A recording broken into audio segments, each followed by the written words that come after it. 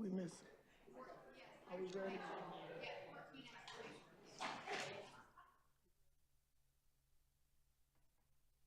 afternoon, everyone, and welcome to the general government meeting today. I hope everybody is snowed out right now. I want to thank the staff and the employees of Winston-Salem for everything that you all did the past couple of weeks or so. Again, I've lived here all my life. And I remember the snows of the 60s where it snowed every Wednesday, like 2 feet and whatever. But I've never seen anything like this scenario, this setup. It was like a perfect storm.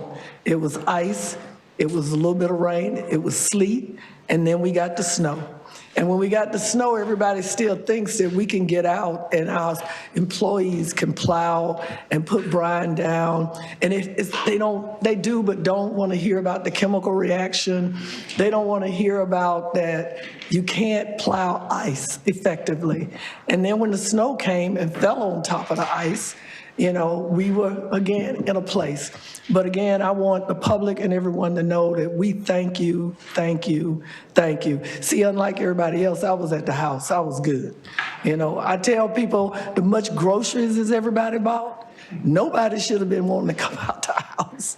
But again, I'm just hoping that the next week we see some temps in the 50s and 60s so we can go ahead and melt the snow, because I'm a country girl and I know my folk told us if snow lay around long enough, you're gonna see some more to go with it.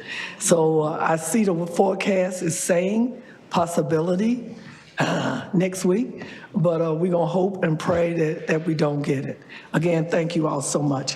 Today we have our general and consent agenda. We have one consent item and we have 5 general agenda items. I would like to know, are there any items besides the consent of one that you want to pull? And if not, may I have a motion to approve that one item? Move to approve. It has been moved and properly seconded. All those in favor, let it be known by saying aye. Aye. All those opposed, let it be known by saying nay. Thank you very much. And the consent passes. Madam Clerk, would you please read the first item? Item G1, update on neighborhood services homeless initiatives. Ms. Floyd, our angel, handling it. I know you've had a busy past 2.5, 3 weeks, but again, thank you too. Thank you. So good evening, Sharika Floyd, Neighborhood Services. I am here to give you an update on the winter storm response that we have for neighborhood services for our unhoused population. So January 23rd, Friday, January 23rd to Tuesday, February 3rd, 2026, we provided shelter services to 422 individuals. This was at locations, Samaritan Ministries, including their Project Cornerstone, Bethesda Center for the Homeless, Salvation Army's Family Shelter, and then in partnership with The Dwelling, we opened the winter shelters located at the locations, the Annex 2, St. Timothy, New Story Church, another family shelter, The Dwelling, and then a warming center. And that totaled 422 individuals. And then our domestic violence shelter ran at capacity at 95% as well. And those numbers aren't included here. That was a total of 3 out of the 4 rooms that they have. And then in addition to that, we would just like to thank the BEAR team, Samaritan Ministries, Emergency Management, and the Winston-Salem Police Department.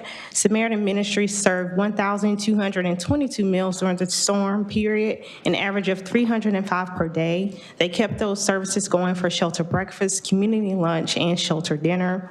They also want to thank this winter shelter staff who worked through the storm. They worked 3-day shifts and even many of them walked to work. Emergency management for meals and supplies that were provided to the local shelters during the storm.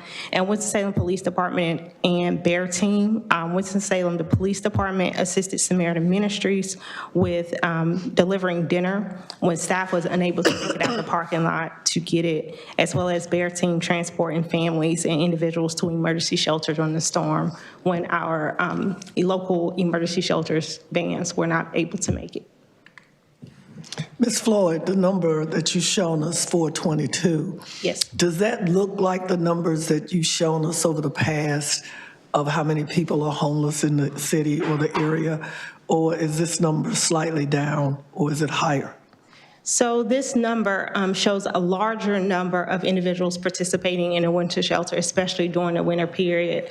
One thing we do know is we expect that there may still have been some people who may have gotten motels because it was some of those days were in the beginning of the month, as well as some people were able to maybe find families to stay with or even still stayed outside. So these numbers, we do believe that it's an accurate number of the need, and then it still doesn't encompass the individuals who did not choose to stay in a shelter. Thank you. Any questions or comments? This is just an update for information. Everybody, Councilmember Clark. How about the family center that the Salvation runs on Trade Street? Yes, so the Salvation Army, they have Oh, I'm 76 sorry. beds. No, you're fine. They have 76 beds. There is a star beside that because the way that their beds are set up is that if they have such as a couple in the room, then they're not able to place another family into that room. Okay. So they were filled up with 50, they have 76 beds, but only 50 were used, and they were considered full because of the types of families that they were serving on that night. Thank you. Any other comments? Thank you so much, No Ms. Floyd. problem. Continue the great work. Thank you. Clerk, would you call the next item, please? Item G2, information regarding properties proposed for demolition in 2026. Brian Clenny? Is that how you pronounce your last name? Cheney. Cheney? I apologize. My eyes all messed up from this head cold, but go ahead. Good afternoon, Mayor, Mayor Pro Tem, Council and Committee. This is an information session here with demolitions, and at the conclusion, I answer any questions you may have. Excuse me. Currently, we have 11 properties to be demolished within the next 60 to 90 days, weather permitting. 7 of them are in the northeast ward, 2 are in the east, and 2 are in the southeast. These are the 4 properties we have scheduled for February. We've pulled did the asbestos testing, and the contractor's in the process of removing the asbestos so we can actually get these done before the end of the month. March, we have 2, and both of these properties are in the northeast ward. Currently, the vendor has already did the asbestos testing. Next month, they'll actually start the process of removing the asbestos so we can get these demolished by the end of the month. April, we have 5. We have 5 properties that we will start the asbestos testing in March, as well as removal and the actual demolition so that we can get these done by April. That concludes my presentation. I'll answer any questions you may have. Mr. Cheney, I know a lot of the residents and citizens, as well as members of the council, are, again, we are into preservation. I made that clear years ago when we started on this housing journey, that the first thing that you need to do is try to preserve what stock you have or the possibility of it. Were any of these houses possibly able to be saved or rehabbed and sold to a nonprofit or an individual? There's a couple that could have been, but the ownership entity didn't follow up with us, so we had to move along with the process. It's a lengthy process, and then there's times where we do a lot for partnering with the owners to see if we can get some things done at the property so that we can preserve it. We focus on that just as much as we focus on the demolition. But none of these owners came forward and really tried to preserve any of these properties. Thank you. Any comments or questions from the committee? Yes, Councilmember Hall. Thank you, Chair Adams. I will ask just for clarity for the February demolitions, if we look at that slide, the next one, we've got 1510 East 25th Street, and I want to clarify, confirm, verify that this is on East 25th Street and not East 23rd. Because on the left it mentions East 23rd, it might be a typo. Right. The reason that I'm asking is because in March next month, we've got another one scheduled for East 23rd. So I'm trying to see whether it's two just on East 23rd, trying to see what's going on East 23rd. I'm sorry, it's actually 25th, there's a typo there. Okay, In so- March, it is the property that will be on the 23rd. Okay, so it looks like we just have one on East 23rd and one on East 25th. Correct. Okay, thank you. Any comments, questions? Councilmember Joyner. Thank you, Chair. The amount of violations on all of these properties, some of them look in pretty bad shape. Can you give me an estimate of how long these properties have been vacant? It varies. It varies. We could start the process 2 years ago, and with only 5 or 6 unfit violations. Due to the owner not making the improvements and moving forward with it, due to the age, weather condition, it can deteriorate and gets real bad. So it's sort of a juggling act for us because there could be a fire unit. We could have a list of items ready to bring to council. Then there's a fire unit and it changed the whole scope and how we move forward. So some of these properties they have 4 or 5 violations unfit that can, if you're a handyman or the right owners, that you can preserve these properties.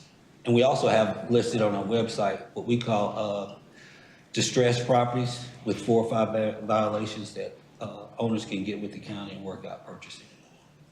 Thank you. Councilmember Scipio. Thank you very much, Chair. Mr. Cheney, is there a budget that prohibits how many we can do each month? A demolition budget? Because, and I say that because 801 Graham is a burned out property that's been needing to come down for years. And I just didn't know whether it could be moved up, or is there some limitation that your department has that places some in an earlier demolition than a later one? There's always a budget, but we follow the process. So that means a process, sometimes we can get some earlier to committee, and then sometimes it take a lot longer. But the property you're referencing, we're going to bring that, we're going to demolish that property in April. Could it be sooner? That's what I was wondering. We can't make it any sooner than that, just due to the process. Okay. All right. Because I know that person died, and I knew that property was in some kind of weird trust.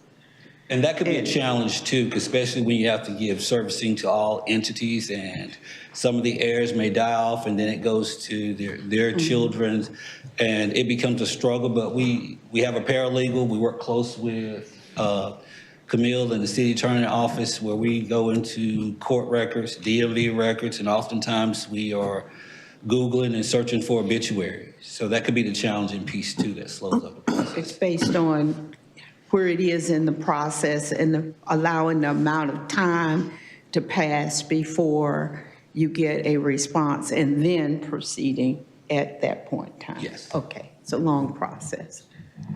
Yes. Thank you. Any other comments or questions? Councilmember Joyner. Thank you. Is there no other legal way to save, transfer ownership, to improve these neighborhoods and these particular properties or like properties? Or is this just the standard of how we do things? Camille's a better response. Attorney French. Thank you, Madam Chair. Good afternoon, members of the council. So he is correct. There is a process that we have to undertake. A lot of the times when you're dealing with heir property, as we call it, you're dealing with trying to find all of these different people that own these properties, and we have to give them notice. We have to give them an opportunity to repair.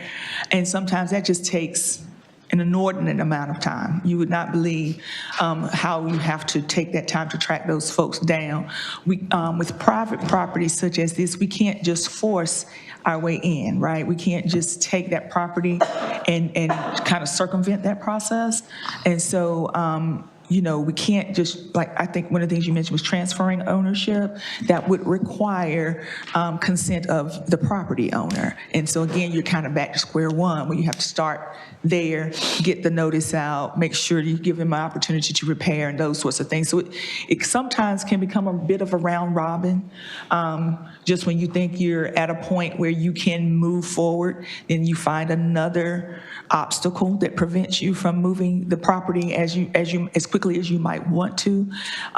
But we do try to do everything that we can within the process to move it forward as quickly as possible, to Councilmember Scipio's point as well. Again, we're happy to, if you need us to walk through that process at a later time, you know, kind of give you a high-level overview of what that looks like on either side. But essentially, we do have to follow the rules that are given to us. Thank you. Yes, ma'am. I know we have these houses that are coming up, but what does the queue look like so far as other houses that are coming to us? Because a few years ago, we had hundreds. Am I right? Councilmember Clark was on the committee then. We had hundreds, and we literally had to have a general government or housing committee meeting 2 or 3 times a year just to get into that volume. It would be a packed house when we would do it, because I think we let people know we're very serious now, because some of these houses have been on the books for years, not 2 or 3 years, more like 8 to 10 years or more. So I'm wondering, what does the queue look like coming to us?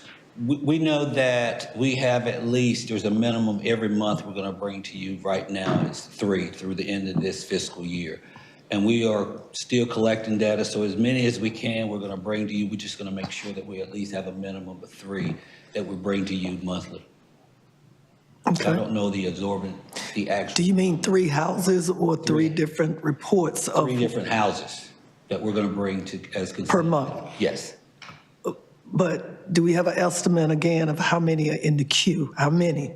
Is it 100? Is it 200? Is it? Let me research that. Okay, I appreciate that. Yeah, I appreciate that. Councilmember Hall? Thank you, Chair Adams. I do have one question.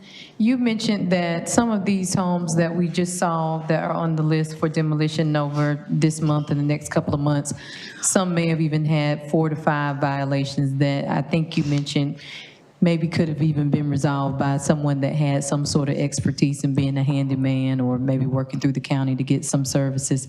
Are we still talking about minimum housing code that we have here? So some of these homes just not meeting minimum housing codes that are just deteriorating month after month after month and year after year after year of just not being attended to, that is now putting them on the list to where they're being up for demolition? We start as minimum housing, and it does, over years, it could wear and tear, and then it becomes a major problem. But we always start from a minimum housing code perspective. Thank you. Any other questions or comments? City Manager? I wanted to just be clear with council a little bit, to make sure these are private properties. And so because I know Councilmember Joyner and I had a discussion about how do we save properties. And part of the issue that the department is trying to do is to put pressure on the owners of these properties to repair them. So I think what Ryan was basically saying, there's some of these houses that we think could have been repaired, but it's up to the private property owners to take that decision and do that. And if they don't, then you're having to take the action to protect the rest of the neighborhood. And in that case, if the owners won't take care of it and it reaches a point of that it's deteriorating the whole neighborhood, then you're taking the action to tear that down so it doesn't continue to distract from the neighborhood as a whole. So I will say that, and because several of you have mentioned, you want to preserve housing. We want to preserve the housing too. And I think a part of this, as the Mayor Pro Tem said, is putting the pressure out there so that the community knows that you're serious about having housing meet minimum standard codes. And hopefully that will encourage individuals to keep those houses up or to sell them to somebody else that will take care of doing that. Thank you. This is also for information as well. Councilor Hall. Thank you for obliging me. Quick question. Once the home is demolished, the structure, is the land still owned by the property owner and they still have to pay taxes on said land? Yes. And okay, thank you. Unless they owe us money. See, we Okay, know so a that. sanitation lien or some sort of lien for the cost of demolition is then applied back to the property owner? Yes. Okay, thank you. Yes. Thanks. Thank you, Mr. Chamber. You're welcome. City Clerk, please call the next item. Item G3, ordinance amending Chapter 46 of the City Code relating to noise. This is the one everybody been waiting on. Mr. Rao. Good afternoon, Chair Adams, Mayor Joines, members of council. Well, let's cue up the PowerPoint here.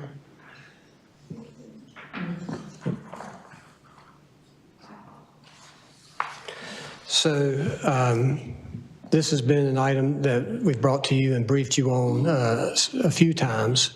The approach that staff is proposing is that we look at the issue of noise in the community in two phases. The first phase and the focus of the proposal to you this afternoon is looking at mainly our large entertainment venues. In the ordinance, we call them stadiums, arenas, and other outdoor sports and entertainment facilities like the amphitheater that is proposed.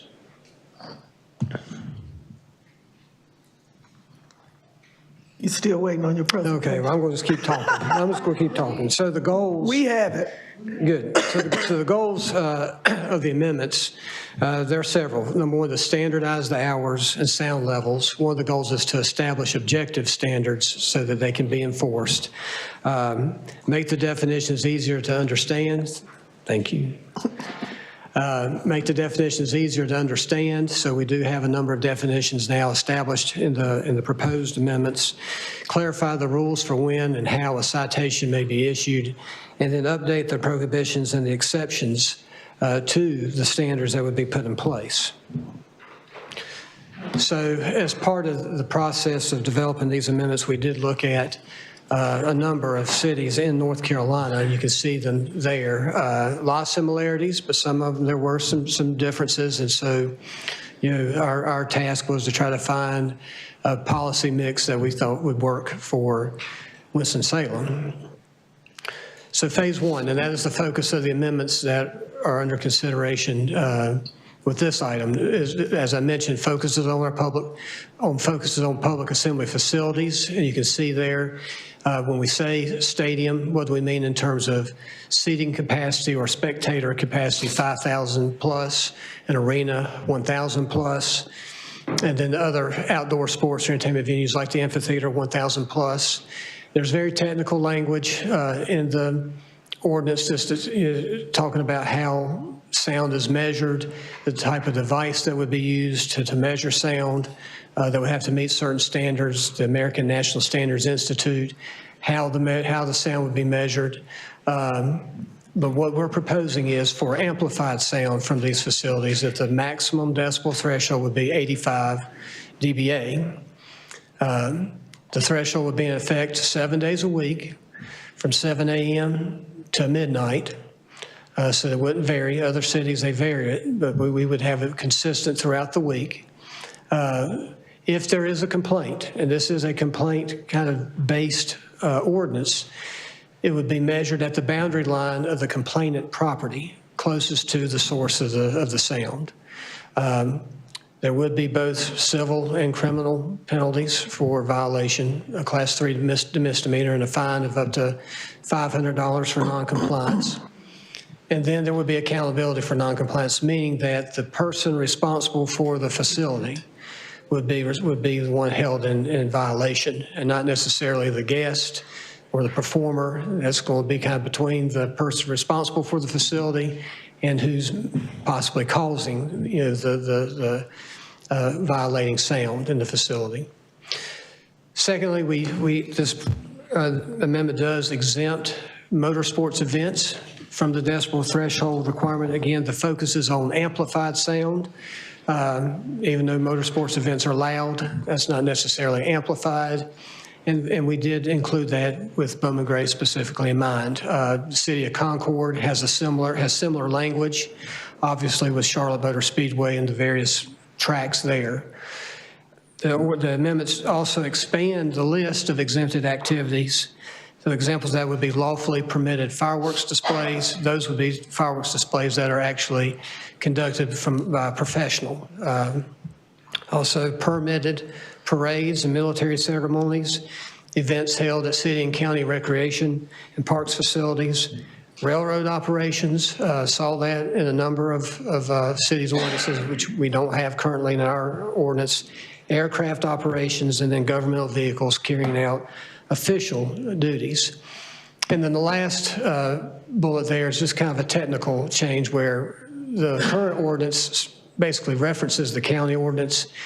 And staff, we felt like let's just bring that language in to our ordinance as language that we can now adjust if we felt like we needed to really tailor it to the needs of our community. So that's phase one. So this would be a two-step process because we know that there have been concerns about noise in other parts of the city, in commercial areas, in the central business district, and even in residential areas. And so staff will be working on another round of amendments to this ordinance, Chapter 46, to bring back to potentially establish specific decibel standards for various types of areas within the city. Again, measurement would probably take place at the boundary line of the complainant property, so it would be a complaint-based ordinance too. It's not that we're going to deploy police officers throughout the city with sound meters, just checking necessarily. And the measurements would take place in a minimum interval of 1 minute. That's something that we've learned is that you want to really measure it, the average sound over the course of at least a 1 minute interval, as opposed to the spikes that could take place in the course of a sound producing event. So that would be phase two. That would be something that we would bring back to you all in the coming weeks. You have to answer any questions. Thank you, Mr. Rao. Well, who's gonna do the compliance piece? Who's gonna measure? If I'm a citizen and I live downtown near the amphitheater or wherever, and it's loud, who's going to come and measure, and who am I going to call? Surely not Ghostbusters, but who am I going to call? It would be the police department. That's also something that we've seen in other cities where they would be responsible for that. We've had conversations, we being staff, conversations about investing in sound meters to where that they could respond to complaints. The current code, I mean, if there was a complaint, it's very subjective. An officer would go to the magistrate, and there would have to be some kind of determination whether, a sound or noise was in violation of the ordinance. So this, provides the 85 decibel threshold so that it can be measured at the complainant property line, but it would be the police department.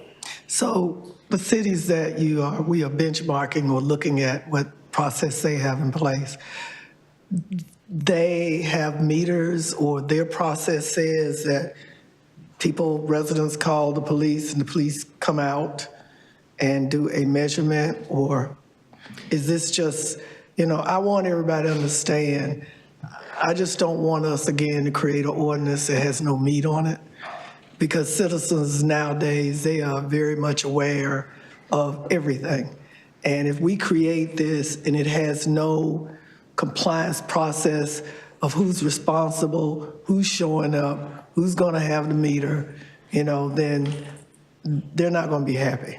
So generally, looking at the other cities' ordinances, it has been law enforcement that has enforced it because part of the penalty is both a civil and criminal component. So the civil could be a fine up to $500, but the criminal piece could be that it's a class 3 misdemeanor. So police would have to, make that charge if it was going to be a criminal charge for it. But it's generally police. Now, Asheville actually has dedicated staff that is a noise compliance work group, but we're not suggesting creating anything like that. Okay. Mr. Mayor. Thank you. To get to Chairperson's comments about giving the police some tools, right now our police get called all the time for noise violations. They get out there and they can't really Do anything. It's loud to Mayor Pro Tem, it might not be loud to Councilmember Clark. So this will give an objective measure. The police will have the meters and be able to do that. And the other thing I like about this, Ben, is the fact that you did do some testing early on, particularly the amphitheater, and Mr. Dames back there. As I understand it, Councilmember Hall, when they did the measurements of the at Crystal Towers on the inside, it was like 65 decibels. And a truck went by, or a car went by, and it was like 75 or 85. So it seems to me that the 85 decibels is a very reasonable level for our residents around the amphitheater and other performing places like that that can be protected there. I'm speaking for you, Councilmember Hall, but it sounds like you were there when they made that. So it sounds like it's just a good strategy here, the way you've come up with, Mr. Chairman. Thank you. Councilmember Scipio, then Councilmember Hall. Yes, thank you. It seems to me, I don't know about the 85 decibels, but if that's the target, but it would seem that that 85 at the source is one level, so that's where you're measuring it. But as you get farther away, it should be less of that. So does every stadium, will it have a boundary area for the arenas that we're targeting? So the 85 decibels would be the threshold if there's a complaint and there has to be a measurement taken at the complainant property, not at the source of the sound, not at the venue itself, because the venue itself could be louder than 85 decibels. But if there's a complaint, then we would measure the sound level at the property line of that complainant property. And that could be next door, like in the case of Crystal Towers, or it could be, a mile away. But that's where the measurement would be taken to see if that venue is in compliance with the ordinance, with the 85 decibels. And the 85 decibel point, my understanding is that's the threshold at which, after prolonged exposure, there could be hearing damage. So couldn't we determine that for every venue that we have that exists now, what that boundary would be, the perimeter would be, so that at the farthest end, we know that it can't be higher than that, just to eliminate people just coming out complaining about the noise? And I think it would require, a study and, some expense to do that. And this is, a citywide ordinance, so it's not just for the proposed amphitheater, it's for our own facilities, the fairgrounds, Bowman Gray for non-motorized, activities, potentially, other venues that, for example, if you have a school football stadium, and while the athletic events are exempt from the ordinance, if they decide to do a non-school, event there, then that would be something that potentially, if there was a complaint, that we would have to measure for compliance. So it would span the whole city. So to answer your question, I just figuring out how we would do that. I mean, just is it a study that we would need to do of even privately owned venues? I'm not sure. Councilmember Hall. Okay. You were trying to say something, Connect? Thank you, Councilmember Hall. Just to clarify, I've worked at several jurisdictions that we've had these in place. The issue is at a particular event, the sound is determined by that event and how they set up the system and how loud they're trying to be for the patrons that are there. So you can't set a boundary on a property line just non-discriminately, because each event will have its own sound pattern. Some places like the amphitheater, they mix it so that the sound is coming into the arena and not coming outside, just like we do with lights nowadays. So they with this numbers, they'll know what to tell their performers, and the sound folks as to how they should do it. They typically will do a practice ahead of time and can understand that they're staying within those limits, but it does vary by each event at any venues. Councilman Hall. Thank you, Chair Adams. ACM Rao, I have a few things, but hopefully won't take too long. First thing is, I already know that there are some residents, I'm speaking in particular to the Northwest Ward, who already have an apparatus to measure the decibels. And so I do know that. So that may answer some people's questions about how people are doing that or how they can. I've been sent some videos, and I mentioned this, I think maybe even to the city manager, so I'm looking at you because I may need you to recap. But there were some concerns about people playing loud music in trucks and just driving straight through, city streets. Oftentimes when that happens, you might be able to get a quick video on your cell phone, or if they stop at a red light, and you can get a little longer coverage. The issue is once that vehicle leaves, outside of maybe getting the make, model, and color, you may not be able to get the license plate or something like that, even if you do have something that measures the decibels. So I wanted to speak to that and what happens in those sorts of instances. Obviously, if you were to, by the time you were to call the police department, that vehicle is, I don't know, maybe now in Greensboro or on another side of town, so I can see where that would be a little difficult for them to be able to police and enforce. But I also wanted to talk about the loud mufflers, Mr. City Manager, of like what our capacity is or our ability to enforce something like that. And I feel like there was something that may have been taken out, the general statute that allowed us to be able to maybe incorporate that into the noise ordinance, because I have gotten at least a couple of emails about that. And so as we're talking about loud motorcycles and all these sorts of things, people just rearing it to the ground, how is that being looked at, or if we had thought about that when trying to craft this. I'm going to pause so that you all can answer that piece, either one. So I can start, and we can, so first off, this particular set of amendments is focused on mainly the large venues. Phase one. Phase one. So phase two is when we're going to try to address these other issues that have come up. Now, having said that, the language that's in the county ordinance that we've brought over into and explicitly put into our ordinance does have a prohibition about automobiles that are under repair and that are producing loud noises, which could potentially be a muffler. That ordinance, that language is something that we're going to look at, I think, as part of phase two, because it's more subjective. What is loud, essentially, to somebody. And so that's why in phase two we're going to look at, decibel thresholds, but and to look at, to your point, but when we're talking about moving vehicles, how do you measure that in an instant? Mm-hmm. And Ben's right. The reality is what we're focused on right now is sound being produced at a fixed location.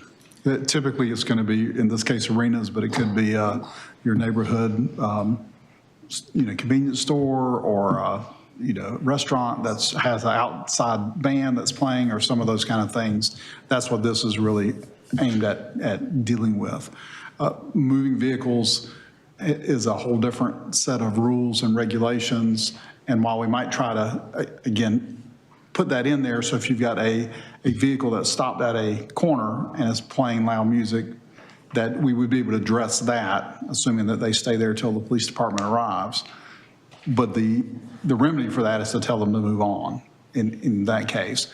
But all those things like mufflers and playing loud music out of your vehicles falls under a different part of the ordinances typically. And I do believe we'll probably have to go back to the General Assembly to get different language to be able to do some of the things that I think some members of the community would like for us to do on prohibiting those noises. Okay, thank you. And this is just last to Mayor Pro Tem Adams.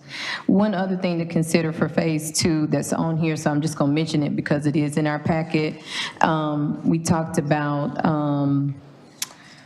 exceptions for events that are held at city or county recreation and parks facilities. And so I would just kind of make sure that we may want to specify if it's a city-sponsored event or something like that versus if I decide that I want to rent out a shelter at one of the recreation and parks facilities, and I decide that I want to have some amplified sound with a DJ that, you know, it's still loud enough for me to have a DJ and have a party, but that is not out of control and over the 85 decibel standard that we have in place. So that I know that's under Phase 2. And then the other thing that I want to mention, you mentioned, I think possibly even, we talked about Bowman Gray that I think would fall under Phase 1 that we're talking about today.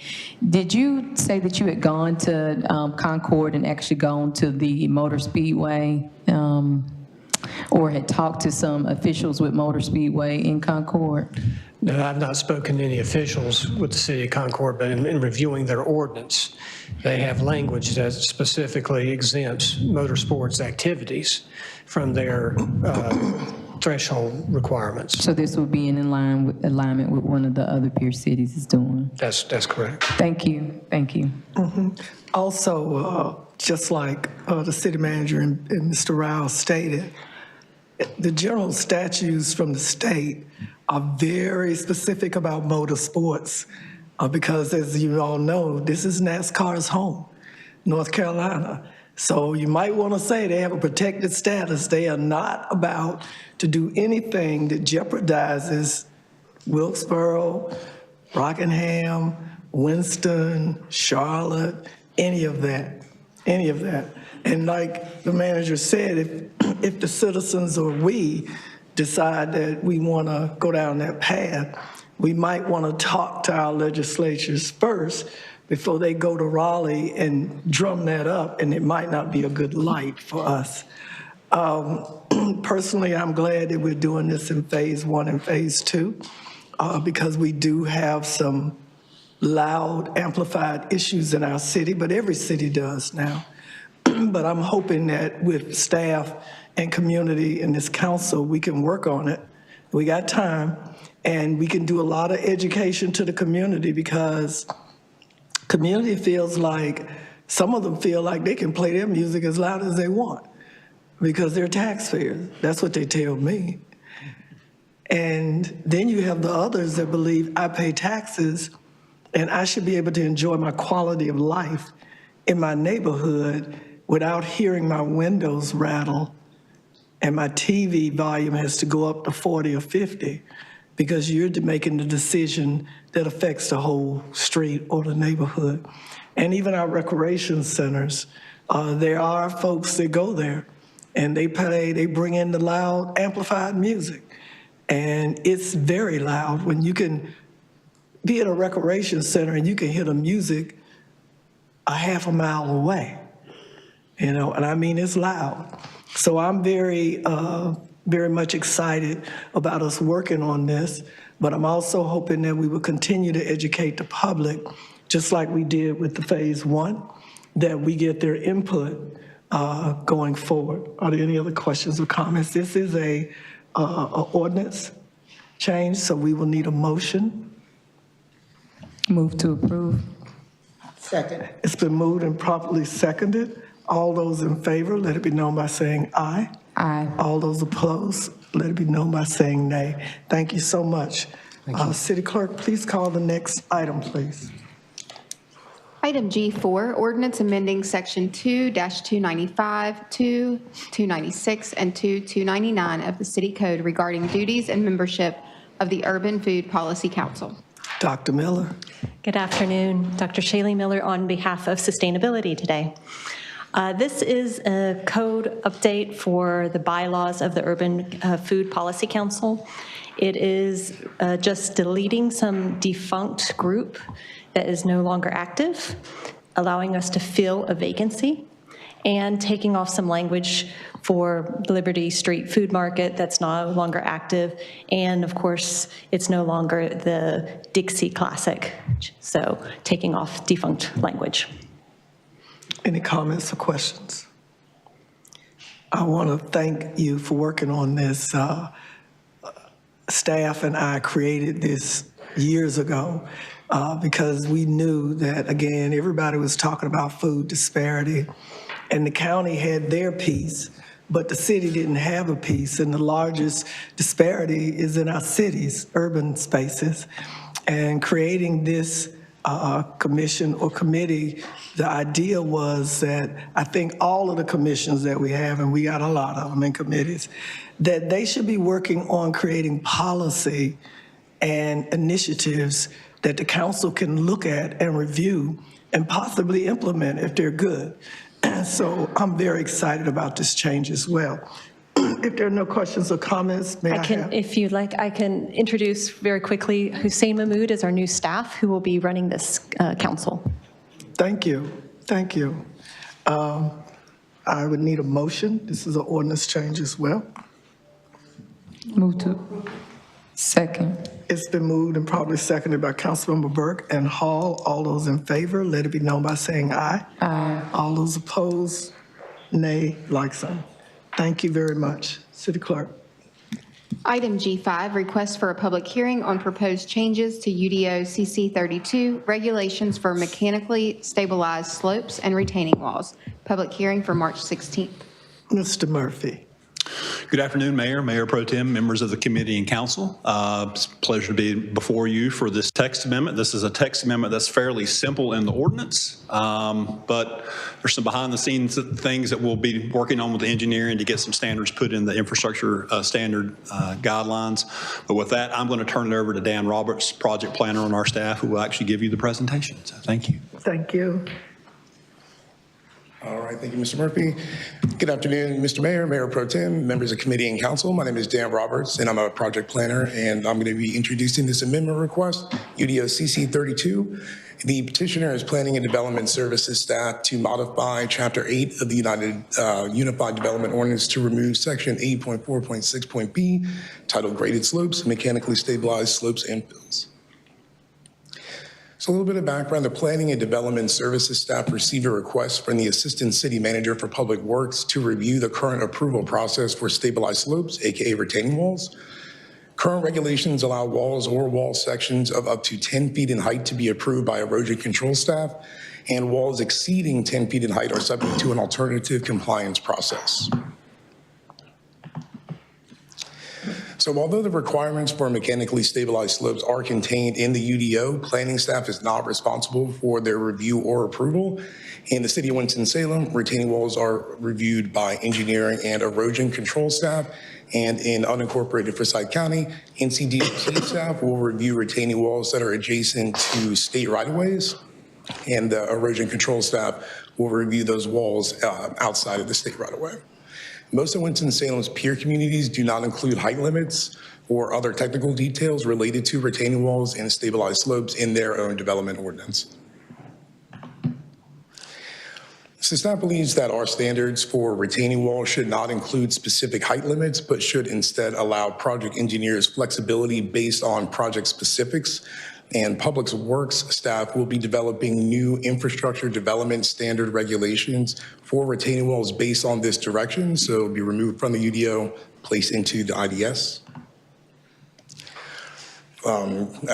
As I said, based on these discussions, mechanically stabilized slopes would be moved from the UDO to the IDS, which already contains technical specifications for similar infrastructure, sidewalks, things of that nature. Staff believes that the proposed changes would streamline the process in which design elements would be reviewed by an interdepartmental team of public works staff with engineering and technical expertise.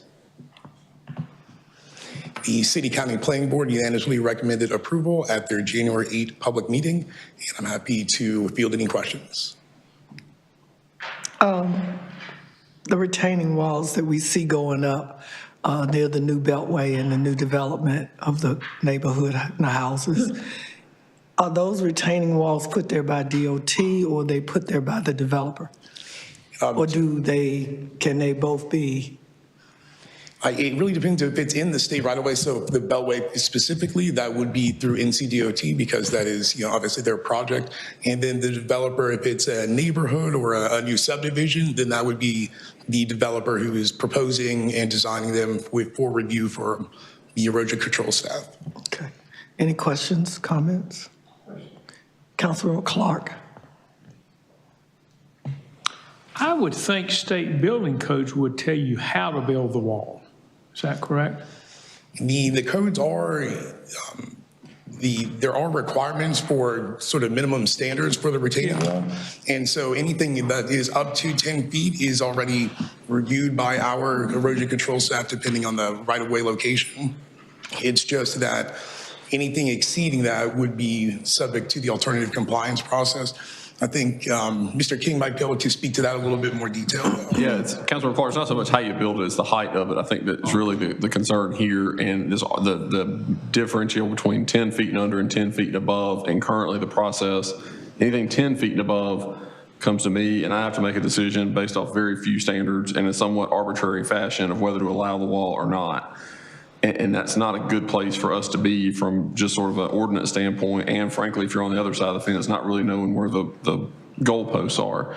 So I think what is proposed here is to take that standard out of the ordinance, place a standard in the infrastructure development guidelines that basically the height is really not at play anymore. If an engineer designs it, seals the plan, it's constructed in the field, an engineer goes out and certifies it was constructed per the plan and gives us a letter that says, with their seal on it that says it's met those design standards, then we're good with it.